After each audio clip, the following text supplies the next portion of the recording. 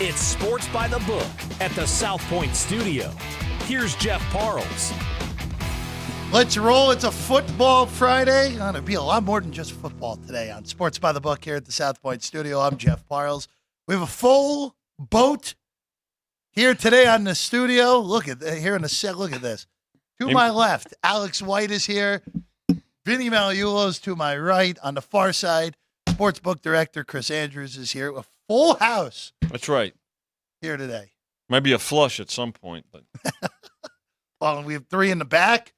Ann and Frank are off doing some fun content. Oh, yeah. Our friend, well, you know what? I can't spoil it because it's next Thursday's segment of Where the Frank is Nicotero. I got it right.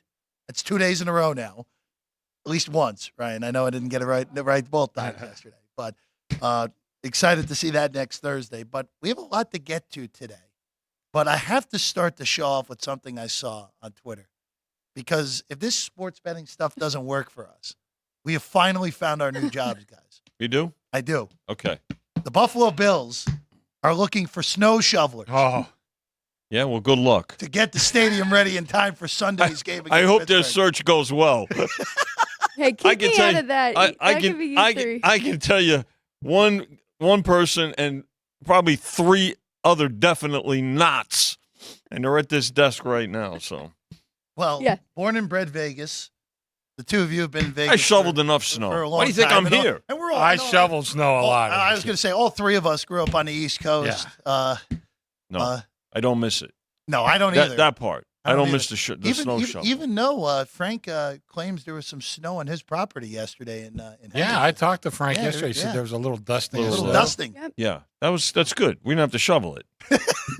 By the time you're done with your coffee, it's gone. Right, Alex? Right. Yeah. I have some friends in northern Nevada. They got a lot of snow. Oh, I saw the video yesterday of the truck basically going down. going down the hillside. I've been on that road many times. Fortunately, never when it was that bad. But I've been on that road many times. And it's scary as hell.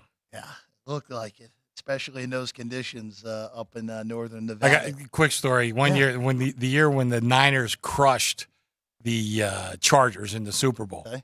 Big snowstorm. We got annihilated that week. I'm up in Reno, of course. Everybody loved the Niners, and you couldn't stop them. It was all Niners and over. That Monday, I'm talking to my partners, and boy, we got a bad break with all that snow and everything. Kept all those people away. Are you out of your mind? I said, lost more. we'd have got murdered double. I said, that every one of those people that couldn't make it, we're going to have the Niners and over. Every one of them. That was the best thing that ever happened to us. Wow. That was just looking up right now. That was an 18.5-point line, and it didn't matter. Right. No, It didn't matter. They Not kicked even off. I ran to the bathroom. I came back.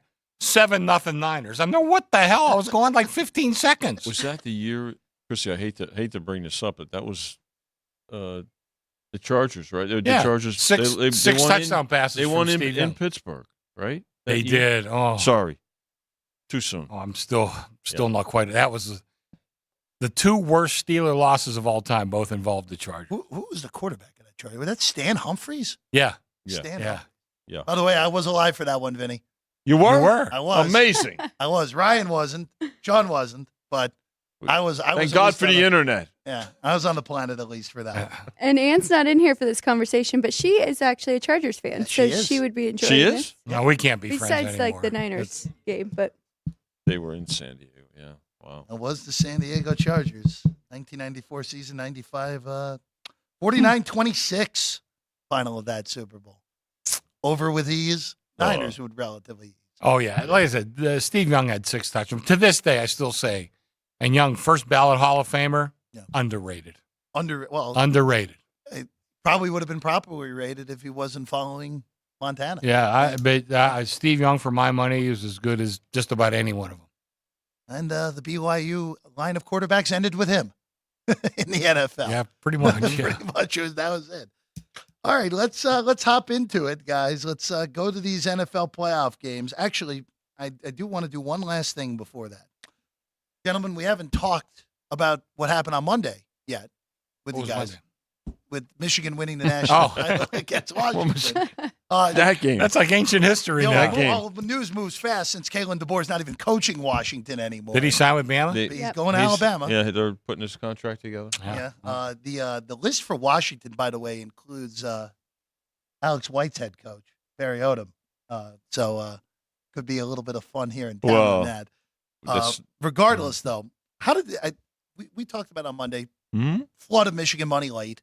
Yeah. Michigan covers all numbers. Game goes under. Yeah. Probably not the best of results, right? No, we did fine. You did fine? No, we had a great day. Yeah, it was good. Good. It was good business, Yeah. right? I mean, Yeah, great two-way business. We didn't really need that much. Under really helped. Favorite knocked out some and teams. under's not a bad correlation Favorite and for under, the house. like anybody from Reno listening, our old friend Paul Saunter, that was one of his favorites. He liked the bet favorite and under. Yeah, that was actually a fine result. We did well. Futures were good. Everything was good. Not a good day for the desk. Not a great day. No, I know there was not two-way. It was steam at the desk. No, single way action at the was desk steam. usually is not Desk good. was It's steaming. usually it's 0 instead of both if that's the case. I don't like to blame the officials, but that one call did change the entire game. So I would have liked to see what would have happened if Washington actually got that play for them and then move forward. It was 2013 at the time. They could have tied it up, and then result could have been a lot different. But it's funny because I kept saying, too, I don't love this total. Wait on the total. Don't take the over. But I never said just take the under, right? So that would have been a nice play for me to give out. But live and learn. This weekend, Alex. Here This we is go. your Wild weekend. card weekend. Let's start wild card weekend. Super wild card weekend, as they call it Why? Why? now. Because it's 6 instead of 4, Vinny. Oh, goodness. I love this. Let's start. I love this. Oh, you know, it's the 1 year. Remember when they went to the new format with this? The first year of this was the pandemic season. 20. So it was 3. They did 3 and 3. I actually kind of like the triple headers a little bit No, better. I than like the this Monday. way better. But I would me. imagine for booking it, it's easier to do it this way, and also gives you an extra game to go through on Monday night with the Eagles and the Bucks, which we'll get to a little bit later. Should have put one on Friday. Well, you're going to get that for the would've been college okay. football playoff moving forward. Cleveland and Houston. Let's start there. Joe Flacco, as was said on Punchlines and reminded of earlier today, been 10 years plus since Joe Flacco went into Denver. And Chris, you talked about it with Frank earlier. You and I were both on the same side that day. Oh, I had Denver on the money line. I had Denver futures that year. I did not think. I probably had some futures too. Yeah. Now that I think Was about that 4th and 26? No, that was Philly Green Bay. Early No. 2000. it. It was not- fourth and a million. It was fourth and a long way, but it Fourth wasn't and a that million. Yeah, I know Yeah. that. Yeah, but then Kareem Jackson lets him by. Jacoby Jones scored the touchdown. Justin Tucker in double overtime got it done. Same quarterback, same guy, Joe Flacco, still here. Amazingly enough, now Cleveland Brown. Chris? C.J. Stroud was in the 6th grade, I think, at the time. Yes, yeah, he that's was. not a joke. Yeah, he was. He was in middle school at that point. So you guys are actually market high on this game. The rest of the market. Well, we got bet. Yeah. The rest of the market's at 2 now. Yeah. You guys are still at 2.5. You went up to 3, got bet pretty quickly back to the 2.5 that you opened at. Total has gone up a point from 43.5 to 44.5.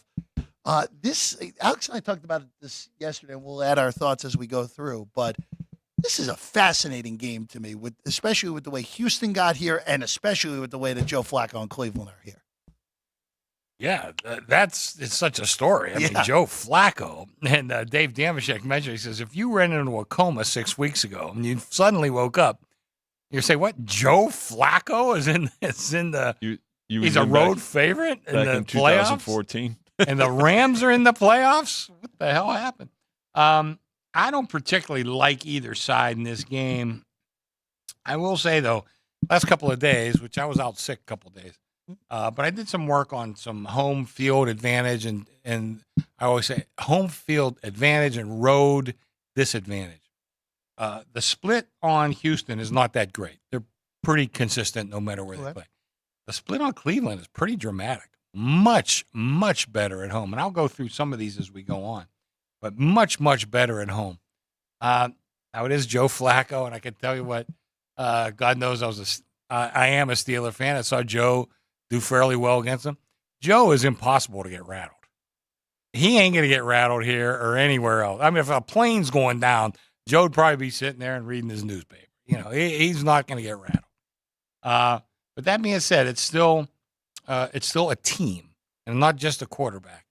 And, I tend to like a veteran team in this situation, but I'm not so sure about this one. And in all honesty, I have no real opinion in this one. But I think the road split for Cleveland is very interesting. I want to ask you a number-making question real quick in this game because we saw this matchup on Christmas Eve, and it was significantly different because Case Keenum was in for C.J. Stroud. Yeah.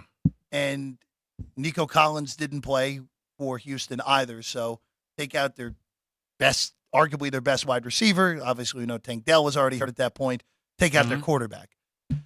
And this number is it's only a point difference from what that ended up closing that day in Houston. It closed 3.5, 4, so a point and a half difference. I'm a little surprised that difference from Keenum to Stroud is not larger based off of what we've seen from C.J. Stroud this year. And look, Keenum did fine in his 2 starts, but it's a 37-year-old Case Keenum at this point. Yeah, he's an okay backup. Yeah. He's a good, solid backup. My strict power rating numbers would have Houston actually a half a point favorite. Okay. And I think that's reflective of who's in the game and who's not in the game. And again, I think you maybe have to give Cleveland a little bit of an edge because they are the more veteran team, certainly a more veteran coach as well. And but I really I think 3 if this game, and it's been at 3, I think 3 to me would be a take on the dog. I think to your point, Jeff, the thing about it is injuries are coming into play here too, right? So, you look at Houston. Yeah, Collins is back, but the depth, right? No, Woods is questionable. Noah Brown, not that Collins is the key, but depth is also is critical as well. The other thing is with the Browns, and especially in a playoff game, if things are, they're still going to be without their kicker. Yes, Riley Patterson will kick. Dustin Hopkins is still out for them. Now, when it's a playoff game, that's a huge special teams aspect. Okay, so Denzel Ward, they've relied on their defense. Denzel Ward is banged up. I mean, you could say, well, everybody's banged up at this time of year. Yeah, but when they cluster, they impact not only the sequence, right, but the depth, and then that in turn, with the rotation of players, impacts it as well. So, I think this number, these games are going to be, they're close even, on Saturday, and they figure to be. We've seen it during the course of the regular season in terms of things coming down to that last possession. Certainly, I think that's got a lot to do with it here. By the way, you mentioned overtime earlier. There's a difference to the overtime in the postseason. That's correct. We should mention here. So typically, we know that both teams get a crack at the ball right in the overtime. However, during the regular season, if the team that gets the ball first scores a touchdown, the other team doesn't even get the ball at all. Right? In the playoffs, both teams get the ball no matter what. So for instance, if Team A scores a touchdown on the initial possession of overtime, Team B is still going to get a shot to equal it. So that's that people need to know that. I mean, if you're an in-game better and it's late, it's important to know. It's important because I would actually, if I were getting the ball, if we were going to overtime now, I would actually pick the side of the field I want to defend.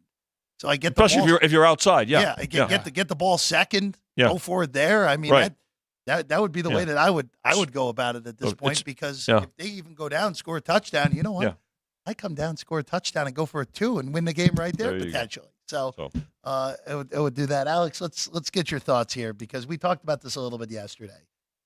Houston as the short underdog. I'm now with what Chris said. We kind of echoed what Chris said actually, where if this was just straight off numbers, both of us are in the camp of that Houston. This should be a pick, or maybe even Houston favored in this game at home. Yeah, exactly. My power ratings had Houston as a 1-point favorite. So I did take Houston on the money line plus 115. But this is the dog that scares me the most this weekend because this Cleveland team is feisty. And I think when you're talking about the splits, Chris, it's mostly defensively. So they've been number one in every metric at home this year, the Browns have. And then on the road, we've seen them slip up a lot. But if that defense shows up that we know is capable, then I think the Texans can be in a little bit of trouble here. But one of the main things that really made me bet on the Texans in this one is Flacco's turned the ball over a lot already since he's been back. He's thrown an interception in every game he's been in those 5 games. And on the flip side, CJ Stroud has not. He's protected the ball a lot this season. Only 5 interceptions on the year. So going with the young rookie here, but should be a great game, this one. Anybody that's followed me on Twitter knows I've spoken, and I'm a Penn State guy. It kills me to say anything good about anybody from Ohio State, but I've been singing the praises of C.J. Stroud. I think the kid liked them last year. You know, I thought he was clearly better than Bryce Young. A lot of guys told me I was nuts. I'll let the facts speak for themselves here. But he is a legit quarterback. And D'Amico Ryans, he was a nice coordinator. You never know how these guys are going to do once they become the head coach. Boy, he's done a hell of a job. Yes, so, rookie coach, coach, rookie quarterback. But, I don't know if that's going to make a difference or not. And again, see me Saturday evening, I'll say, see, it either made a big difference or didn't mean one at all. So, we'll find out later that day. The rookie quarterback, rookie coach combination, the playoff in the history of the NFL playoffs. The Jets with Rex Ryan and Mark Sanchez won 2 games. Oh, yeah. With the rookie quarterback, rookie head coach combination in the 2009 playoffs. Rex will tell you he won 10, but go ahead. Yeah. No one else has done it. No one else? They're the only ones. I would imagine, I'm not that surprised. Yeah. Not that surprised. It's the first team since 2012 to make the playoffs with a rookie quarterback and a rookie head coach. Yeah. And that, of course, was your favorite player, Andrew Luck. And the Indianapolis Colts, who did it with Chuck Pagano, who was battling cancer. The majority of that year was back for the playoffs after defeating cancer. But it is a rare occurrence where we get this rookie quarterback, rookie head coach combination, and it's even rarer that they actually win playoff games. But you and I are in agreement, Alex. I just, at some point, Joe Flacco's 8 interceptions in 5 starts. If those numbers continue, at some point that's going to bite you in the butt. It just is. Pretty opportunistic defense in Houston. For Houston, we saw that game against Denver earlier in the year where they cashed in on the turnovers.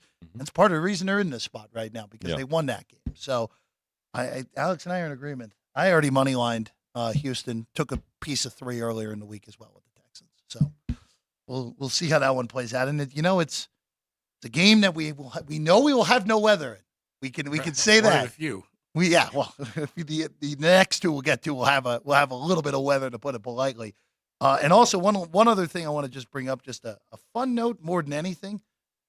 The Houston Texans have been in the NFL playoffs. This is now their 7th playoff appearance.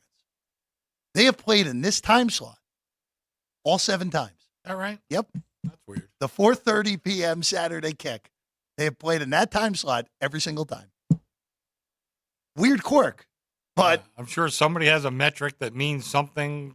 But they're different teams, though. Those metrics. That was one of them was they were Matt Schaub. It was one year where TJ Yates started the playoff games. It's like it's like those statistics. Historically, this team in the first round is. Oh no, I know. They were in the playoffs 30 years ago. I mean, talking about guys hadn't been born yet. We're letting that influence today's bet. Vinny, the next time the Jets are in the playoffs and people are pulling up those stats, there's going to be a lot of people that weren't born. Yeah, yes, there would be. Ryan was alive though when the Jets were in the playoffs last. So there you go. All right. No. Very, very good. All right, let's move to the second game on the card here, guys. Miami and Kansas City. Now, this is where we start to get weird with the weather. Kansas City, which by the way, with spending 7 years in Missouri, there is no weirder state in the country for weather pattern. Anything's at play at any part of the year. But this is even extreme by Kansas City standards and Missouri standards. Tomorrow at kick, it is going to be -2 with a wind chill pushing -25 for this game. John Facenda is going to come back and do the highlights of this game for NFL Films. I was going to say the frozen tundra. We'll get Ray Nitschke back. There you go. For the Ice Bowl days. 20-mile-an-hour winds. Miami has only won one time in their last 18 tries in games that had weather sub 50. Forget sub-zero. This is 50 below 50. Yeah. So we're in uncharted waters for Miami here. Chris, everyone bet Kansas City opened 3 quickly to 3.5. Yeah. They not too long after that, the 4 2 days ago at 4.5, hasn't moved since then. Total is actually pretty quickly down to 43. Went back up the ladder a bit, now back at 43 on this one. KC 4.5 at home against the Dolphins. I'm up to 44 on this. Yes, 44. Yeah. Sorry, I misspoke. I did open 3. Once I started looking a little more closely and looked at the weather and pretty much exactly what you're talking about, I moved quickly to 3.5. They laid the 3.5. I went quickly to 4. As a matter of fact, I got to tell you, I was sitting there, and Ashley Eck, I doubt she's listening right now, but we were sitting there, I guess it was Monday. I said, Ash, I'm going to go to 4 in this game. We didn't have that much business. I said, but I'm going to take a stab here. I think this game's going up. Went to 4, and you know how it is, Jeff. In this place, everything's at 11 to 10. There's no juice. You go to an off number, they jump in. Nobody jumped in. And right then I said, okay, I know I made the right move. I think I was the first one on the screen to go to 4. And here we are now at 4.5. And don't be surprised you see a 5 in this game. Injuries more than anything else. Yeah. I mean, the Dolphins are decimated. When you look at what's happened to them in the last month, and then including again against Buffalo, Jalen Waddle still remains questionable. I have to believe Waddle is going to go tomorrow. He missed the last game, but just look at the linebacking core. Van Ginkel, right? Baker, Cam Goodis. Their defense is really in bad shape from an injury standpoint. I mean, they've got more guys out than Kansas City. Kansas City, their concerns are at wide receiver. A couple of guys, Kadarius Toney's questionable. That might be a good thing for them, given how their receivers. We saw, Mahomes on the commenting about it. Oh man! So I think the key is and yes, the cold, but the wind and when the wind changing direction and the wind swirling and things like that. That's the biggest factor, Alex, as you know, for the total. And I think it'll continue to come down. But when you combine the Miami injuries, with that weather, that's certainly going to speak to the total. It's tough. I really wanted to make a case for the Dolphins. I really did, but I made the number 3.5. So I haven't done anything yet. But as you mentioned, you're talking about the Chiefs, and we know they've had their struggles with wide receiver. But I had to remind myself that their defense has kept them and got them this far, right? They've given up the 4th fewest passing touchdowns at 19th and tied for the 4th fewest rushing. So I was thinking the Dolphins would be able to move the ball, especially if Mostert comes back and they have Achane, but I don't know. I can't make a strong case for the Dolphins here and taking the points. I guess we'll see if it moves a little bit more, but I think Chiefs get it done at home. So money line might be with the play for me here. By the way, I told you I did a lot of work on home field. Yes. Kansas City, and I've been saying this for years, overrated. It's not that it's easy to beat them at home. It's hard to beat them anywhere. Right. It is. And now this year's they're not quite as good as they have been the last couple of years. But I only it's a less than 2-point differential. I have some weird power rating numbers I go by, but less than a 2-point differential them at home versus on the road. So I don't think that's such a big situation, except in this situation. Right. Which I think right now would be a pretty big home field advantage just because of the team that they're facing. If they were facing Baltimore, Buffalo, I would not be so worried about it. But I think Miami is just going to have a really tough time, acclimating to this weather. You know what's interesting? Miami, I don't think they went down any earlier. I thought they might go down early in the week to try to get a little bit more acclimated to the weather.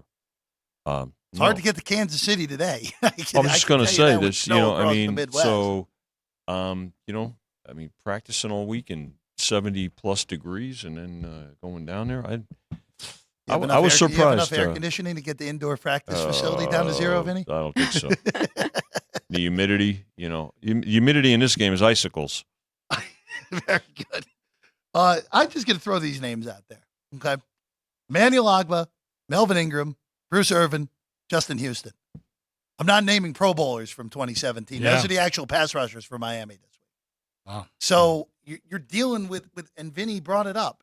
It started with Jalen Phillips on Black Friday. Mm-hmm. Yeah. Then Chubb suffers the ACL tear when the game was already decided in Baltimore. Yeah. Then Van Ginkel gets hurt last week.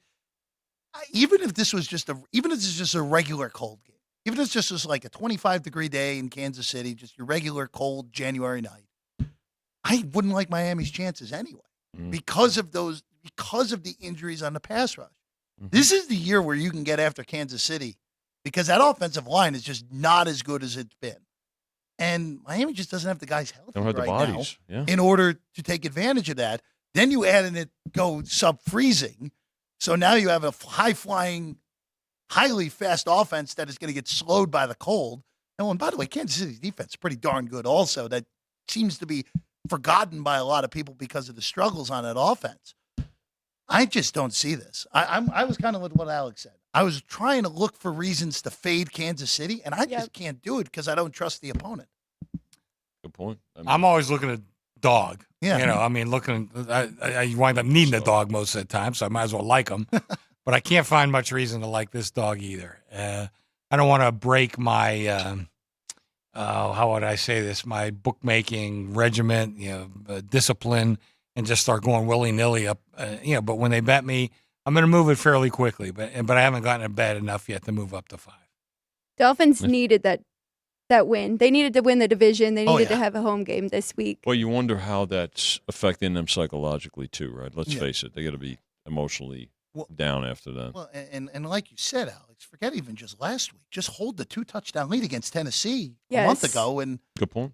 They're the 2 seed, and this is Buffalo and Kansas City in this game. 2-touchdown lead with 4 minutes to go, right? 4 in the minutes game. to go, Yeah. exactly In the game. Yeah. We'd be having a totally different conversation on Kansas City and Buffalo in this cold weather because it'd be one of the few teams, as Chris pointed out, that could probably handle cold weather, even though Allen has had his struggles a little bit more much than we would want to admit in the colder weather.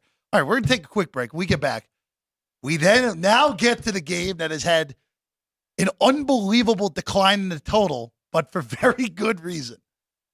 Steelers and Bills. We break that one down next when we get back. Sports by the Book, South Point Studio. South Point offers all the types of entertainment you'd expect at a first-class Las Vegas resort. Did you know our 400-seat showroom is one of Las Vegas's top destinations for live entertainment? Enjoy live performances by classic Vegas entertainers, bands, and today's hottest comedians, plus a rock and dance floor. You can also enjoy live entertainment at the Grandview Lounge, where you'll feel all the vibes of old Las Vegas. Enjoy the music, and if you love to laugh, don't miss The Dirty at 12:30, our very own free comedy show, every Friday night at 12:30 a.m. in the Grandview Lounge. The Dirty is 100% free, so arrive early. Go to southpointcasino.com or call the box office at 77136 for today's performances at the showroom and the Grandview Lounge. When you're ready for your favorite cocktail, stop in and unwind at one of our 7 specialty lounges. There's a bar around every corner, because you're in Vegas, baby. South Point Casino has plenty of attractions for the whole family. Catch a movie. Our 16-screen movie theater includes 2 XD Extreme screens for the ultimate in viewing, sound, and luxury. After the show, treat the family to a variety of treats at our old-fashioned ice cream parlor, Kate's Corner. We scoop up a variety of creamy concoctions, including smoothies, hand-dipped cones, milkshakes, malts, sodas, and sundaes. At Kate's, there's something for everyone. And if you still got time to spare, our bowling center might be right up your alley. Voted Best of Las Vegas, it's a great place for friends and family fun. 64 lanes, a pro shop, snack bar, and arcade.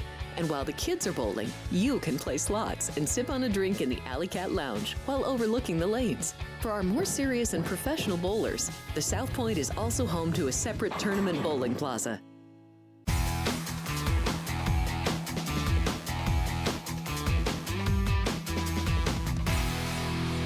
Welcome back in. It's Sports by the Book at the South Point studio. We're happy to be with you as always. A football Friday, a full house here on desk. Alex White's to my left. Chris Andrews on the far side. Vinny Magliulo, center right. I'm Jeff Parles. Happy to be with you as always. NFL playoffs underway tomorrow. By the way, actually a quick programming note I want to at least throw out there for everyone. Tomorrow and Sunday, special start times for this program. We will be starting at 8:30 a.m. Pacific time, both Saturday and Sunday, to get you ready for all of the college hoops and NFL action on Saturday tomorrow. And then Sunday, of course, get you ready for the NFL playoff games, NBA, college hoops, everything on Sunday. Also, Matt Neverett will be joining us in studio on Sunday. We'll be looking forward to that. All right, let's go to it. The Pittsburgh Steelers, somehow they're here, but they're here. That's all that matters. 10-7, Mike Tomlin continues his streak, never underwater. And here they are with Mason Rudolph as he saved Christmas, New Year's, and the first week of January to get them here against Buffalo, who won their last 5 to win the AFC East yet again. And Chris, we are dealing with the good old bomb cyclone going across the northern part of the country, and now Western New York will get hit by it on Saturday, and then it will go into Sunday as well. And this total for this early Sunday kick has moved more than basically any total has all year, and properly so. Some books that open different numbers have gone even more down than you guys have. 40.5 down to 34 on this game now.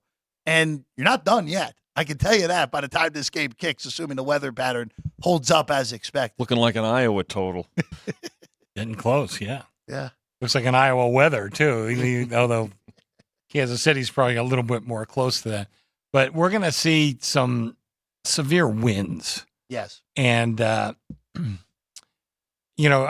Allen, everybody knows he's got a big, strong arm, big, strong kid. Mason Rudolph's got a pretty strong arm, too. When he got drafted in the third round out of Oak State, as a Steeler fan, I was very happy. I really liked a lot about him. I understand there's some squabbles, if you want to say, between he and Ben Roethlisberger and some other issues. He did get his chance and really deserved to be replaced with Duck Hodges. He really did. But then they really kind of shuffled him off. Trubisky, I think everybody now knows, and it's easy to say now, it looks like Trubisky got that second position because of how much money was being paid. Oh, yeah. And Mason Rudolph, since he's been in, has really looked good. Now, not great, but he's looked pretty good. But I got to tell you, Mason has a really strong arm. And, I don't think it's as good as Josh Allen's, as strong as Josh Allen's. But I think it is pretty good. So we'll see how the wind affects them. Probably less than it would with Pickett or Trubisky. So, listen, as a Steeler fan, they kick off, I'll be rooting for the Steelers. But right now, I do think it's a bit of a high number considering total's 34. I don't think it's going to 36. I think, and Alex and I talked about this on the last show when we were on with Frank. I'm not usually an advocate of teasing totals. I don't think that's wise. About 95% of the time, this might be part of the 5%. If you were to tease the Steelers up and tease the total to 40, I think you got a pretty good chance. I think there's a little bit of an edge there. Steelers and under. Steelers and under. Steelers and under. So the weather could bring this up. It's a winter storm warning right now in Buffalo. This is going through Monday at 7 a.m. So there is still the potential that we get a bunch of snow in the middle of this game as well. Mm-hmm.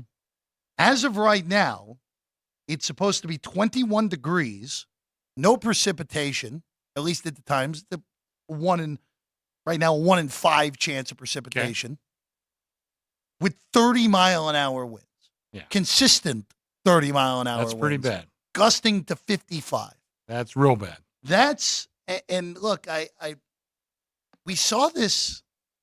My brain can't get off this game we saw a few years ago. When New England went there on a Monday night, right? They threw 3 forward passes, and they beat Buffalo that day with running the ball 45 times. And I just wonder, and again, I think Pittsburgh has a chance to do something like that. I do too. Where you have two, Najee Harris, since the offensive coordinator change, is a different guy. Jalen Warren has been good all year. You got 2 running backs. If your offensive line holds up, you could run the ball 45 times and stay in this game. And with that weather, you can get some wacky stuff that could happen here. Sure. I was ready with normal weather to lay the lumber with Buffalo. Kind of looked like that New England playoff game that year. But with this weather, all bets are off. Anything can happen in this game. They also have a fullback. Yes, they do. Derek They're one Watt. of the few teams. Yeah. One of the few teams. They have Derek Watt as a fullback. I can see them running a lot of plays with 2 backs in that backfield. Yeah, that's the key. The whole I formation. I don't know about the power I. I'm not so sure about that anymore. Those are a little slow to develop. But I can still see, running a 2-back set. Yeah. And you're being strong to the one side. And Freiermuth, he's not the greatest blocking tight end. But their offensive line overall has been playing much, much better. As you said, ever since Canada got released and they got a couple other guys in there running the offense. But I think that, I think there's a chance, and listen, Buffalo's been in the playoffs for about 6 weeks now. Every week's been win or go home. Steelers have been in it for about the last 3 weeks.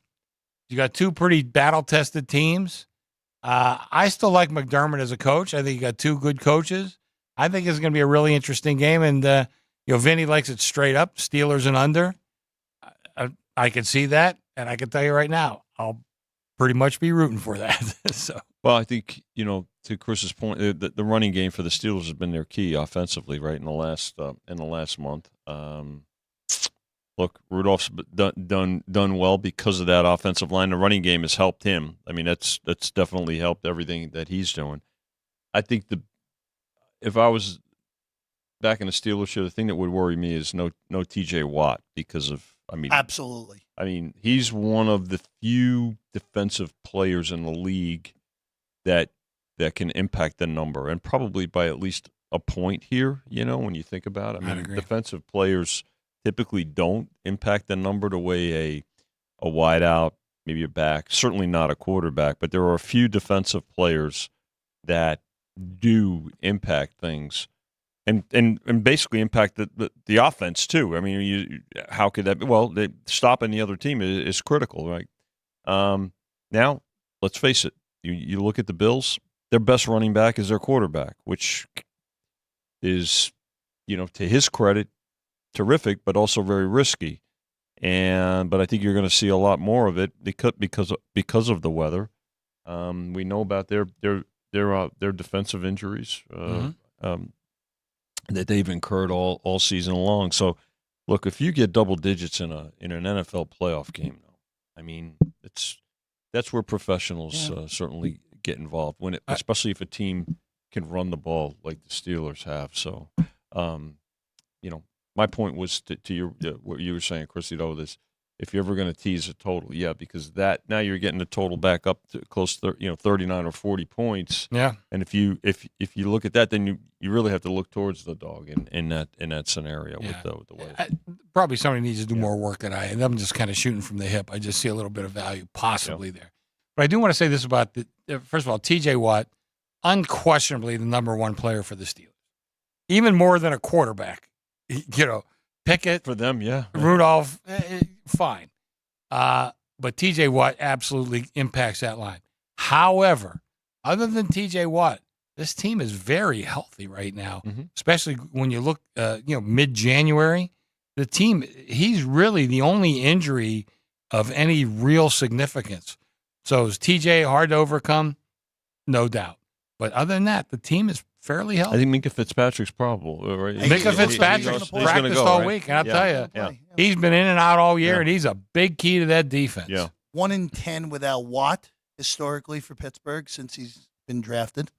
So that is something to overcome. But Alex, again, we were talking about this a little bit yesterday where we get this weather. The 10s are gone. They're around, it's 9.5 is the best you're getting out there.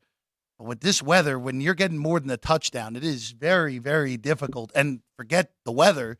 Even if this was a normal weather game with a total of 34 and you're getting 9.5, it's hard to pass up that many points in this game that is total is so low as it is. It is, and I love Chris's idea of teasing both of those together because I went back and looked at how many times the Bills have been favored by double digits. 4 times this year, they're 0-4 ATS. So they have not done well covering these big numbers, especially down the stretch. I mean, we saw their game against the Chargers, barely survived that one, and then the Patriots. So even without the weather, I wouldn't have been running to the counter to lay this big number with the Bills. So now with this weather, run heavy game, I think taking the points is definitely the value, and I definitely like that teasing idea.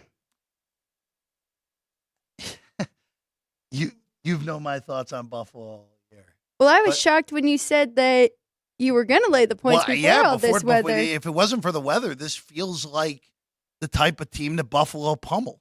Just the team that without their best defensive player, right. Buffalo's offensive line, by the way, has been shockingly healthy all year. They've started the same combination all 17 games. Been the most consistent. Which is shocking that anyone can get through a season that healthy on the offensive line. That's another thing with Miami, too. They've started the second most combinations, and they're starting another combination this weekend in Kansas City. But when you get this type of weather, it just weather's an equalizer. I mean, Pittsburgh is the type of team that I feel like can take advantage of some wackadoo weather game like this, go on the road, not be flummoxed. By the way, perfect for them. You're used to this type of ridiculously bad weather. Not like you put Miami up there like we are with Kansas City on Saturday night. Again, I'm not saying Pittsburgh's going to pull the outright upset, but if this game is 6-6 with 2 touchdowns and a pair of missed extra points late in the game, I won't be surprised if this is a tie game late in the game and someone's got to make a play to get the ball in the end zone because you can't kick the ball because of the wind. Something like that. Yeah. Well, you'll see, the kind of the no man's land probably expands too, right? Where you go for it on 4th down or you kick the field goal. They're going to see a lot more go for it more on 4th down in this type of atmosphere as well. Got to. Yeah. Well, I will say there are 2 very good kickers in this game. Boswell, we know, has been solid for years and everything he's done in Pittsburgh. And then Bass has been good this year. But again, when you're dealing with 30-mile-an-hour consistent winds up to 53, I mean, that clip that Ryan knows better than all of us, back in the day with the Bears, that game where Robbie Gould, who's arguably the best kicker of the last 30 years, in 35-mile-an-hour winds, whoop, whoop, just way off to the right. Doesn't matter when it's that. Doesn't matter how good you are. You get into the wind tunnel, see you later. You're not making any kicks in this game. Another interesting note, the Steelers signed Brad Wing, if you remember him. Oh, I do. Punter, an Australian rules kicker. Yep. Played for LSU, I believe, right? He did. And they signed him. They're anticipating, and I know they haven't been happy with their punter the last couple of weeks, but they signed him. He's on. I'm not sure if he's activated or on the practice squad. He's on the practice squad. But that may be a move there, anticipating some necessity for. You don't really want. Maybe you don't want the high kicks. You want the long, straight kicks. And I think Brad Wing fits that a little bit more. Well, those Aussie rule punts actually would work in this game. Just might be, yeah. The line drives, let it bounce 20 yards on the ground. Yeah. It may be onto something there. I'd missed that this week, actually. So that's an interesting tip. Also, left-footed punter as well. Is he left-footed? Yeah, okay. Yeah, left-footed punter. The Aussie who went to LSU. Boy, the last time he played. It's been at least 3 years. It's been a couple years, It's been a while since Brad Wing. But I was kind of interested to see them sign him. Yeah. Brad Wing, real quick, last punted for the new. Oh, you're going to really like this. The last time Brad Wing punted in the NFL is 2017. Whoa. For who? The Giants. Giants? Yes. No kidding. Wow. He has punted for the Memphis Express. Okay. Was that the AAF? Yes, that was the AAF, the short-lived league. And then he punted last year in the XFL for the San Antonio Brahmas last year, as we all expected. Okay. I knew it'd been a while since Wing was in the NFL. Well, there's that funnel from San Diego to Pittsburgh. Hey, look, no bigger funnel there is in football, Yeah. right? Wow, that even stunned me. 2017. Yeah, I would have thought at least 2020. Yeah, 7 years ago. Hence the practice squad. Yeah, that's incredible. Chris, I will ask you though before we go to the NFC side of things, real quick. With the way this weather looks, how low can this total get? Are we looking at something that can go all the way down to 30? Or is this probably where 33, 32 is probably your bottom? I see 32 being the bottom, and I don't know if we're going to get there either. There was a little move this morning, but I think it was a con job. I saw with the 35 or 36. Did you see that earlier? And we'll talk about it off the air. I saw that go, and I remember Joe, who's back here, Joe Holler. He called. He says, "Somebody just went to." I said, "Joe, I don't care what they went to. If you get bet, move it. If you don't get bet, don't move it. I'm telling you right now. If they want to bet us up, God bless." I don't think it'll come down that much more. Simply, now I know we saw it a few weeks back with the Patriots, right? The Jets-Patriots game was right around 30, 31. Don't forget this one opened 40, 41. Right. So, it's already, can you get we talk about middles on games, you get middles on totals as well, and you're not going to sort of open yourselves up too much of that. So, before we move to the NFC side of things, I want to take a little detour here, but keep it in football. Futures books, where are you guys? Where do you guys stand heading into the postseason? I'm really in great shape with what's there, 14 teams. Mm-hmm. I'm in great shape with 12 of them. I'm in good shape with Cleveland. I lose with the Rams. The Rams are the one that you don't want to see hoisting the Lombardi just down the road from us. At this point, but we still got a couple weeks left. It's a volatile situation. And then, of course, Vinny, you have the sheet. The exactas. Which can help help the futures. It could help or it could hurt. Depends on what well, happens. You can use it to help. So Vinny, just going through this real quick. Of course, the exactas. Chris, the creator of this bet, have to give you your due on that. Thank you. I appreciate it. So Baltimore and the 49ers, of course, both of those combinations are your two favorites right now, which not much of a shock.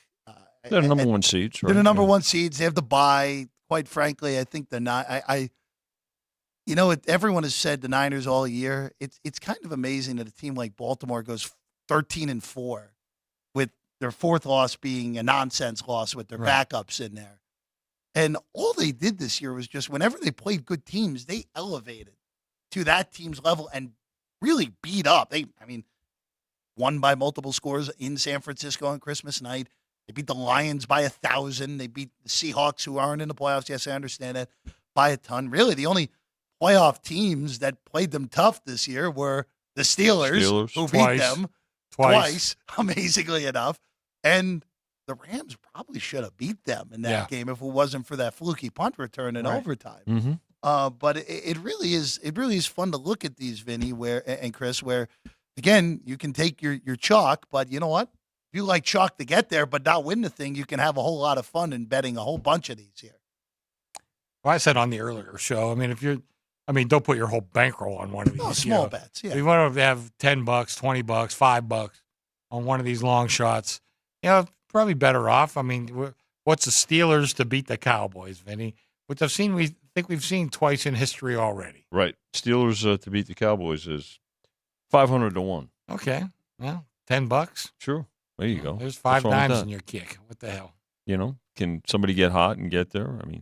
Alex, who do you like? Any long shots? Or maybe the Rams or somebody? Well, so funny story. I dressed up as Kyle Shanahan for Halloween, and my best friend was Mike McDaniel. So we took some pictures, and the whole thing was going to be, that we had the script. There's going to be the Dolphins and the Niners in the Super Bowl.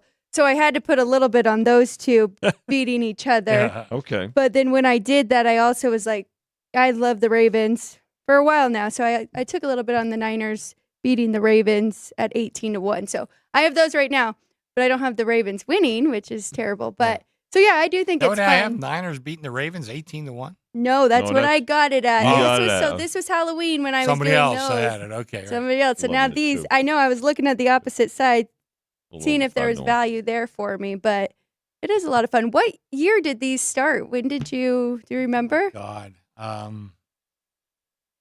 You're really testing my memory here. About. I'd say like late 90s, something like that. Okay. It's a good idea. They're fun.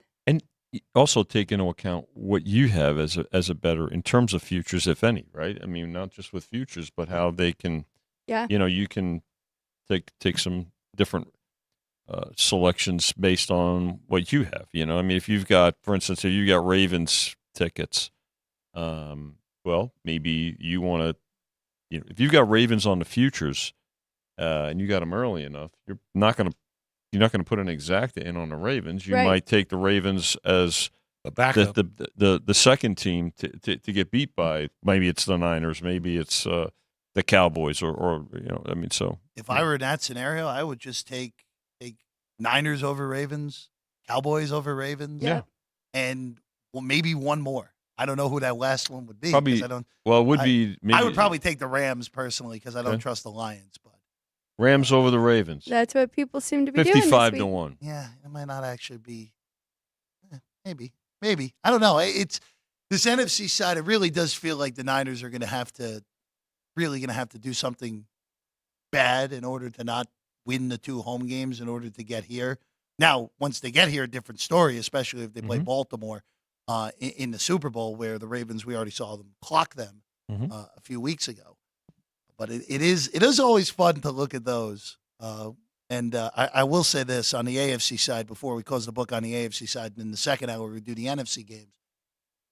This, I thought even a month ago, before Baltimore went to San Francisco and beat them up and then drilled Miami after that this was a wide open AFC. But now with the way that Baltimore has fully put the stamp on the conference and the way that Kansas City is not themselves and the fact that Buffalo is this Jekyll and Hyde team that we've seen all year, it really does feel like with that home field advantage, it is Baltimore's time to finally get through and get back to the Super Bowl for the first time since Flacco and company got there and won it in New Orleans against the Niners. It really does feel like that. I have a feeling somebody's going to upset that team. The Ravens. The question is who? The question is who? Yeah, I don't know. Yeah. I don't know. I Well, the mean, toughest part is having 2 of their division opponents in the playoffs, right? And you mentioned it; they've been their hardest competition all year. So Yeah. that Well, does if the make me Steelers nervous. win, they're playing the Ravens. Yeah. They're playing the Ravens. Yeah.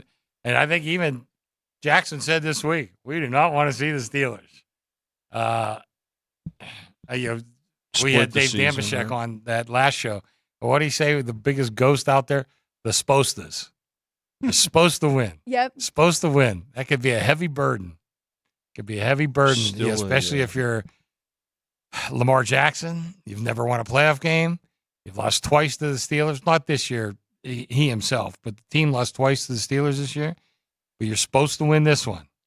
I don't know. It's a heavy burden, but we haven't gotten there yet. So let's see. one of the best home fields though in the NFL too. So yeah, you have a lot to take into account. Certainly they'll be watching this week, and they know those things too, right? So It is again, Kansas City being down really just throws the wrench into everything for me. well, Kansas City gets if they win the Because game, if they win, and Right. well, let's say chalk prevails, right? Kansas City would go to Buffalo. They have and they haven't had to go. It would be Mahomes has not had to go on the road in the playoffs. correct. The only quote unquote road game he has played in the playoffs was that Super Bowl against Tampa, Yet. which is still technically a neutral, even though it was Mm-hmm. a home game for the Bucs in that game, and Tampa ran them, as we know. Mhm. Buffalo, I don't trust. Miami, I don't trust.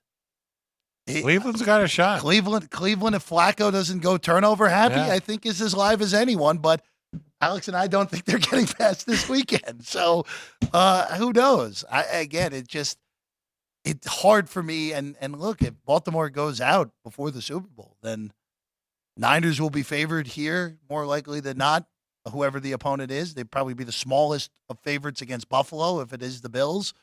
But boy, what an interesting array of possibilities if we get Baltimore knocked out before before the Super Bowl here in Vegas. All right, before we take a break, guys, I just want to ask you real quick because we're almost halfway home in January now. More than halfway done in the NBA season, about halfway done in the NHL season. College hoops in full swing. Yep. In conference play now.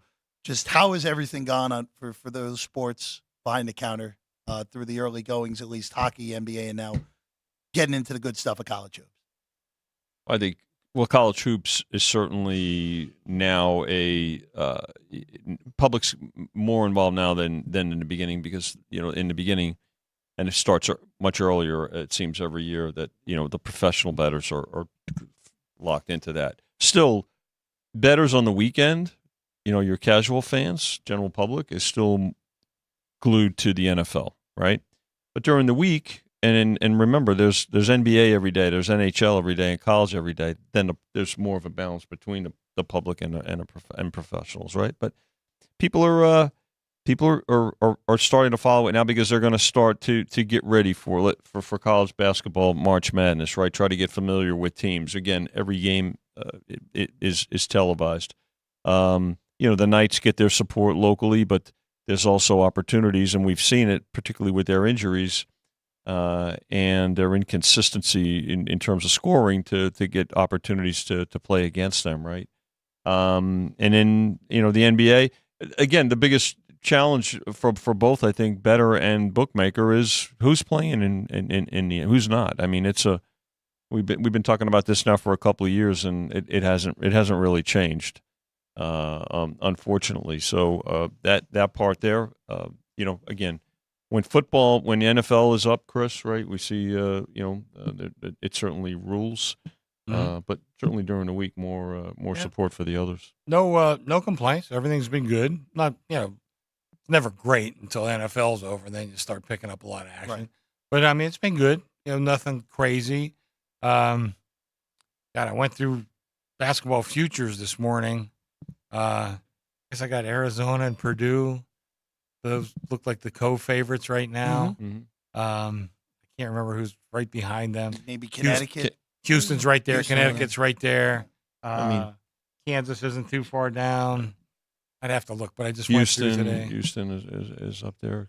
This was as zany of a college basketball week as you'll ever see as well. Sure. Top three all lose in back-to-back days. Yeah. We talked about it with our friend Jim Root yesterday. It's going to happen again. This is not an anomaly this week. You're going to see it more. We talk about the portal in football, college football all the time. Right. Portal in college basketball, I think, is going to cause these type of wide open fields and constant upsets in conference play more so than ever now. Well, one player in college basketball is 20% of your team, starting team. Oh, yeah. One player is 1/22nd of your starting offense or defense. Yeah. Or, in football. But one player could really make a big difference. Well, and the transfer portal in college basketball is impacted coaching. Oh, yeah. A great deal, too. 100%. Particularly with coaches saying, I'm going into the broadcast booth because I don't want to deal with it. Well, Jim Boeheim doesn't count. He was. I'm not talking about Boeheim. Crabby regardless.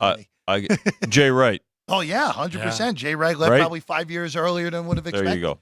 By the way, speaking of teams struggling with the portal, Gonzaga is a legitimate bubble team this year. Yeah. Which is kind of jarring. I saw it, not that I go by the ratings. Yeah. They're rated 25th. Oh, yeah, no chance. 25th? No chance.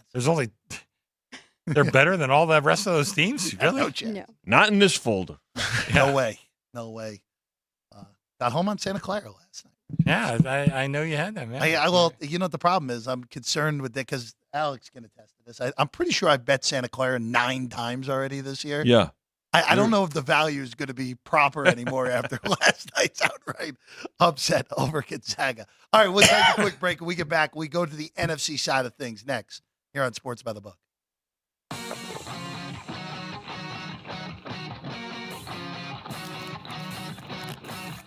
Once you've satisfied your hunger, get ready for more of the hottest casino games in Vegas. Our 24-hour, 30-table non-smoking poker room proudly hosts all the most popular poker games with a variety of betting limits.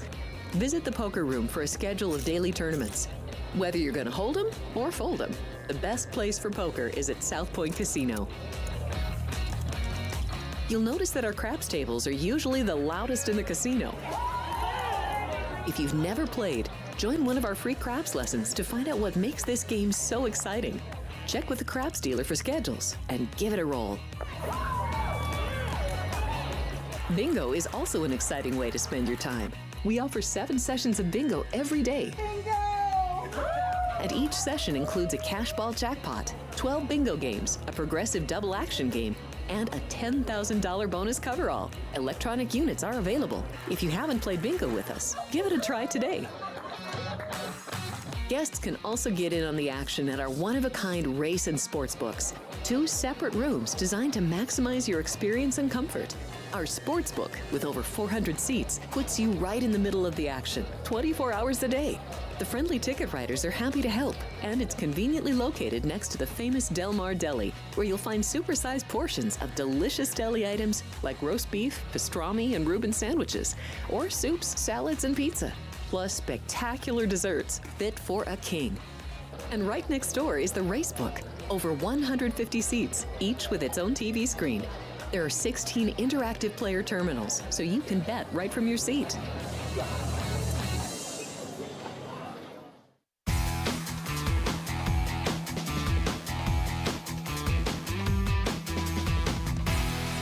Hour number 2 of Sports by the Book. Here at the South Point studio of Football Friday, leading you into Super Wild Card Weekend here in the National Football League. I'm Jeff Parles. We have a full house here on the desk. Chris Andrews on the far side, Vinny Magliulo, right center, Alex White to my left. I'm Jeff Parles. We are thrilled. Oh, you're.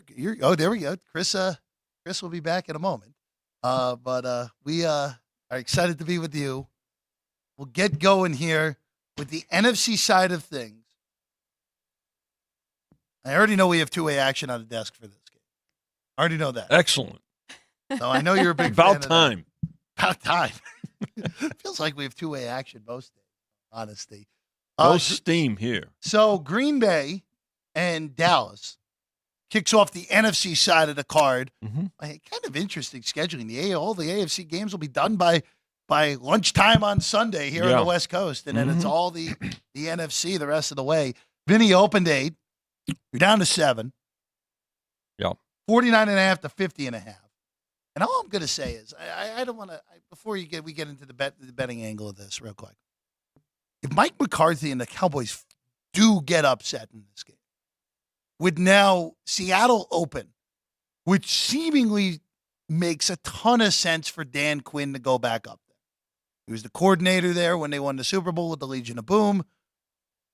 It would make a whole lot of sense if he replaced Pete Carroll. I just wonder if Mike McCarthy and the Cowboys lose, if Jerry actually fires Mike McCarthy to make sure he can keep Dan Quinn around. I think that is something that is in play potentially. Interesting you say that because I think Dan Quinn had some opportunities in the last couple of years. He has. And he has stayed in Dallas because I think he wants that job. Correct. Not that he's doing anything subversive towards Mike McCarthy, but I think, look, Dan Quinn, it still stings what happened to him when he was head coach of the Falcons, and they had that big lead in the Super Bowl against Tom Brady and the Patriots, and that collapse, and they were a couple of yards, a first down away from just putting that game away, right? 1 yard from winning the game. So just hand the ball off. I mean, I understand. I know that, yes, it's available up there, but I think the fact that he has stayed the last couple of years and not gone anywhere else, I think this is the job that that he wants. Just Dan Quinn. They're paying him big money. I think he wants to stay right where he's at and eventually succeed Mike McCarthy, Jeff, whether it's by Mike McCarthy's choice or Jerry Jones' choice. I think it'll be Jerry Jones's choice whenever that day comes, unless if Dallas finds a way to win the Super Bowl. Then, honestly, this might be their best chance to do that in the near future. Chris, just going on the lines here. You opened at 8 for this game, quickly to 7.5. Now it's 7. Total's up a point from 49.5 to 50.5 on this one. I got to tell you guys, and again, I'm a dog player for the most part, but this team here, Dallas, I told you, did a lot of work on home field. It's a big home field advantage. I see little Miss White over there clapping. She must agree with me. There's a big home field advantage, and I think there's a big road disparity with Green Bay. I think this plays perfectly into Dallas, and it's not too often I tell you, well, this team's going to kill that team. I don't want to go there, but I just think they deserve to be a strong, strong favorite. But the truth, my power ratings came to 10 on this game. So did mine. Okay. I was a little you gotta quit surprised. looking over my shoulder. I know. I'm there, sorry. kid. I'm learning a few things, but I can learn a few from when... you. I'm sure. I like those power rating things we're gonna do. But I made this game 10. I think that's the proper number. I mean, listen, we see 10-point favorites lose all the time. God knows.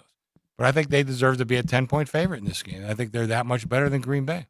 I think this number comes back up, and I think for a variety of reasons. I think the public gets involved, and no secret that the Cowboys have been and remain a very public team, especially given their success at home this year, and their ability to score points, and again score points at home. The other thing is there's going to be carryover. This is where carryover from the two games on Saturday and the earlier game on Sunday between the Steelers and Bills starts going to it and building towards it, and I think it builds towards the Cowboys side. So do you think the number moving down is just more of a take, grabbing that 8 or 7.5 while they can? I think so. Yeah. I mean, when a number's sitting there at 7.5, there's two ways it's going to go.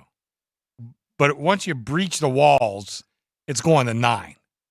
And I didn't.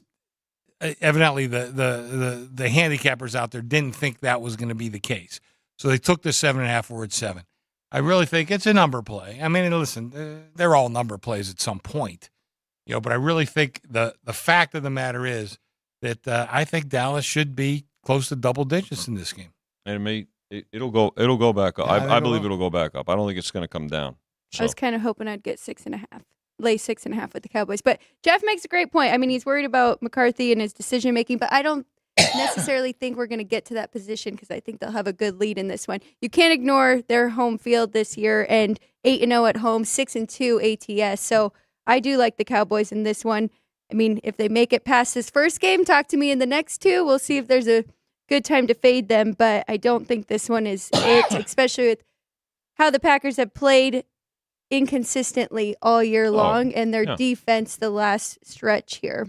Are you which Green Bay team are you gonna get? You're gonna get the Green Bay team that played the Buccaneers a month ago, or you're gonna get the Green Bay team that that's played the last couple of weeks? Lions on Thanksgiving. I hope not that Green Bay team though. Too soon. I'm a lone wolf on this one, aren't I? I took 7.5 with Green Bay. When push comes to shove, and we nearly saw it in that game against Detroit, and quite frankly, it should have cost them the game the way they managed the clock around the 2-minute warning. McCarthy having them inexplicably throw, and it would have you run the ball and you basically put the game away. Our old friend Gil, who used to be in this studio, the McCarthy tax, as he said. It's there. This is now the time where the McCarthy tax shows up. Mm-hmm. And look, people get on Matt LaFleur all the time. I think Matt LaFleur is a really darn good football coach. I think he's a great coach. And who's getting on him? Oh, people got on him for the playoff failures in the past. But look, the fact that this team with that defense is in the playoffs in Jordan Love's first full year is it's an unbelievable coaching job. No doubt. There's just too many other guys who have had better coaching jobs this year because DeMeco Ryans, Kevin Stefanski, Campbell, Sean McVay. Like, there's just so many good coaching jobs out there. Well, a month from now, there'll be one good coach, and all the rest of them are going to be a piece they're all of crap. terrible once they don't win the Super Bowl. We know that, Chris. But I just have I'm not saying Green Bay is going to win the game outright, like I was saying earlier in the week, because as the week's gone along, it's like, you know what, Dallas is so good at home. They're the only undefeated team at home. They've really smashed everyone at home other than Detroit and Seattle. Now, granted, the one counter with that is, who have they played at home this year? Well, The Jets. they beat the Jets The by Giants. 20. They beat New England by 35. Giants. They beat the Rams when the Rams were still not particularly good by 23. They Pre-bye. beat the Giants. Stafford got hurt in that one. Stafford too. got hurt and left midway through. They beat the Giants by 32. They beat the Commanders by 35. Other than the Rams, I haven't mentioned a real team yet. And in the last 3 home games, they played better teams. Seattle, 1-score game, nearly lost that game. They destroyed Philly, but that was before we knew what the Eagles really were. And then the game on the last Saturday of the year, where Detroit got jobbed. I mean, there's no other explanation for that. Again, is Dallas capable of winning this game by 3 touchdowns? Of course they are. They are explosive on offense. This is the best Dak has ever looked. People don't respect CeeDee Lamb. Didn't respect CeeDee Lamb enough going into the year. Now he's got the proper respect. Yeah. He's one of the 3 best wide receivers in the NFL this year. They are capable of winning this game by a whole bunch. But in the end, I'm getting more than a touchdown with a team that I really like their offense in Green Bay. I think they can, at a bare minimum, keep this thing close and make Dallas sweat a bunch here. And I think you're right, Vinny. This thing's not sitting at 7 by the time the game kicks. No. This thing's going to be north of 7 by kickoff. And keep an eye, obviously, on all injuries, but Dallas O-line. Played without the 2 guards last week. Yeah. So keep an eye on, check on status of Smith and Martin for the Cowboys on the offensive line. Well, as of right now, Zach Martin looks like he is trending towards playing, which is obviously big news for Dallas. Smith, the other guard, Tyler Smith looks to be good as well, and also Gilmore, who did not play Gilmore didn't in Week play 18, either, right? is on pace to play. So That's Dallas is getting healthier. And again, Green Bay's Right. banged up a bit as well, right? Yeah. A.J. Dillon's been on the injury report the entire not since the preseason, I think. So, but no, I mean everybody has to find a way to get in these games for sure. But the offensive line I bring up because, and Chris can attest to this, we had to learn some very expensive lessons on our side of the counter about the keys, how critical the offensive line is just in terms of just stability for so many aspects, not just for the quarterback, but for everything the quarterback does, for everything the running backs do, and how the receivers are going to perform based on the protection. So I got to say, excuse me, Yeah. to Vinny's point there, Please. I think we were at a watershed moment Oh, when Tampa beat Kansas City in the Super Bowl a couple years back. big call. Kansas City, I mean, we needed Tampa pretty good in that game. Kansas City, I think, went off a 3.5 point favorite. Every wise guy I knew was on Tampa. That day because of the offensive line. Yeah. And since that time, people have been paying much more attention, particularly to tackles.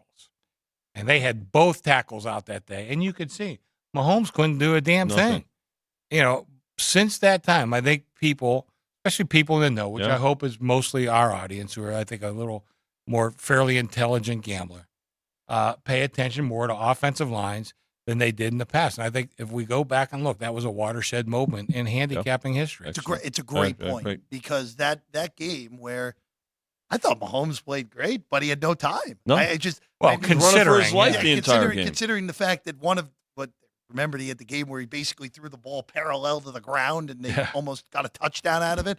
But no, you're 100% right because I don't remember the discussion of offensive linemen being out being a real thing. And then that game happened. Tampa ran him out of the building that day because Kansas City couldn't block Shaquille Barrett, especially more than anyone that day. And since then, you're right. Everyone is at least cognizant Right. when elite offensive linemen are out. Yep. And Especially when there's multiple. especially when there's multiple starters out Yeah. as well. I mean, just again, sorry to pour it on the Dolphins. Just look at how different the Dolphins' offense is since their Sure. offensive linemen have gotten hurt. A question for you though, Alex, on this because you like Dallas. Teaser position here, down to 1 on the Cowboys. I would imagine if you have the right dance partner, that would be an angle you would look at as well. Absolutely. Great point. I'm glad you brought it up because there are a few good ones to grab. And I was thinking the Bills early on, but now with the weather and everything, I like the Steelers up more. But great point, Jeff. That getting them down to 1. And always, great bet. and always too, when you're dealing with these favorites that you push down to 1 or a half, if you're betting another favorite, sometimes just look to do a money line parlay. Yeah. They just You do pay that. out better sometimes than the teasers, especially in this. In the two-teamers, and- yeah. In the 2 teamers. Yep. And let me say, if Jeff's right, or we get an upset, it'll be a big weekend for the South Point. I'm sure it will be. 'Cause I don't think we've written a teaser yet that doesn't have Dallas in there. So Mm. Yeah, no, No. I believe it. I believe it that if the Packers somehow do pull the outright upset, by the way, that would completely change the course of the NFC playoffs, where everyone's kind of just getting ready for that Dallas Detroit matchup yet again. If Green Bay pulls that upset, then boy, Niners will be licking their chops regardless of who goes there, as long as it's not the Rams. But if it's the other 3 possibilities, oh boy, they'll be licking their chops for that matchup. another public service announcement. Please. This round has traditionally been a good underdog. Mm-hmm. And then the next round is usually a pretty good favorite. Chalky. And this will tell those 2 rounds right there will tell you why the bookmakers usually do so good. Because people will overestimate the dogs that do well this week or win outright and overbet them next week. And there's a reason why certain teams are at home and certain teams are on the road.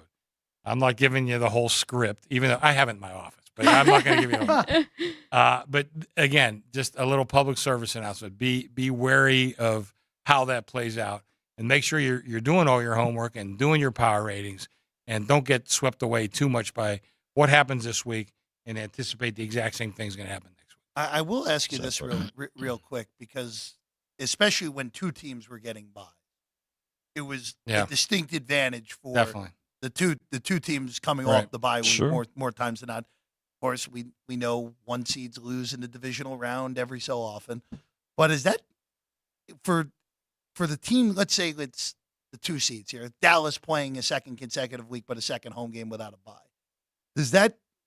Has that run true so far in this era with the extra playoff team now? not as true as in the past. Okay. As I said, but like I said, I'm painting with a very broad brush here. Sure, of course. Yeah. So, but be careful. And again, it's not like teams can't. We've had wild card teams go all the way to the Super Bowl and win the Super Bowl. Yeah. So don't take every word that I've just said as gospel. It's just, again, painting with a very broad brush some trends over the course of time.